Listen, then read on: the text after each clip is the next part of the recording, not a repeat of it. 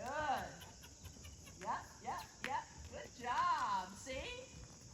Nice job. You feel it though?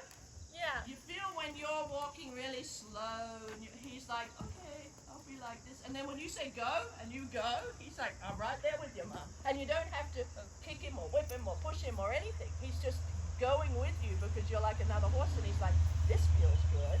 You know, you're actually in tune together really well. It's just that your energy's so low that he's like, I'm good with that, you know.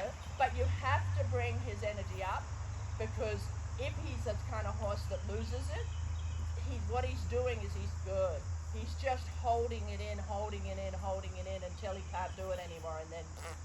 And so you have to do exercises to say, move safely and away from me, and so you get that energy out, and he goes forward, especially with a thoroughbred. You know, he needs to go forward, and he needs to do it in a safe environment that you're telling him how to do it, rather than going really slow and holding it in and holding it in and then he sees like a bucket and goes, ah! Right? And he has to let it out. It's sort of like when you lunge them and people say you're getting the yayas out, but you're not actually getting the yayas out. You're just getting that energy that he's holding in because everything's so slow and quiet. And finally, because he's a thoroughbred, he goes, I can't take it anymore. Now I'm gonna I have to get rid of it, and then I'll be calm again. That's sort of how I see him going. And he's on the ground, he holds it in really well, and then you get in the saddle and he goes, ah! Right? Yeah. I try to make sure that he gets lunged at least once a week, so if he has like over. Yeah. Well, but what I would say, how often do you ride him? Right now, because my schedule is crazy, I'm gonna say like 3 times a week. Oh, that's great though. That's good. But what I would do is attack him up and everything like you're gonna ride, but do it not just lunge.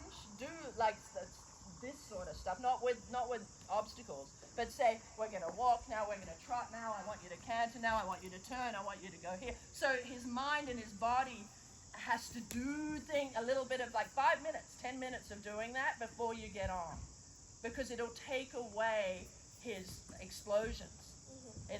If you just tack him up and he has to stand still, and then you go into the ring and he has to and you get on, and he has to stand still.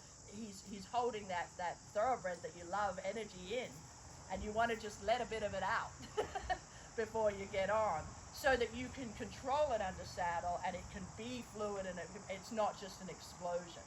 Does that make sense? Yeah. Okay. Let's do the cones again at a trot, going this way. And it's because he's a thinking guy too. It's his mind as much as it's, yeah, no, you did it. He did it. He would have gone with you. But that's all right. Keep going. Keep going. Whatever it takes to get him to trot and go with you. Yeah. Now you join that energy. Good. Because it's not just about getting the energy out, it's about him using his mind as well. Good job. Good job. Now you walk and he'll walk with you. Good. Now you trot again. There, see? You didn't need to whack him, he's with you energetically. Now you walk and do it one more time. I'm going to give you lots of exercise too. There you go. You don't need to pull him. He's just like, woohoo, Mom, this feels good. This is the two of you being a couple. Then you walk. Nice. Can you feel it? Yeah. and just stop and pat it. But that's what you want to feel under saddle. You don't want to feel like you're on and you go and nothing happens, and you have to kick and then you have to squeeze, and then when you play with this stuff on the ground, he tunes into you and you think trot and he goes trot. And he believes that you're in it like another horse. With you, you just went, he didn't even hit the end of that rope. He was like, oh, we're trying, you know? Yeah. That's super cool. And that's the communication that I want you guys to have. That's how I want you to be talking to each other. So that you do less and he does more. Whereas he kind of gives me the idea that if you sat on him and said go, he'd be like, right? I don't know if that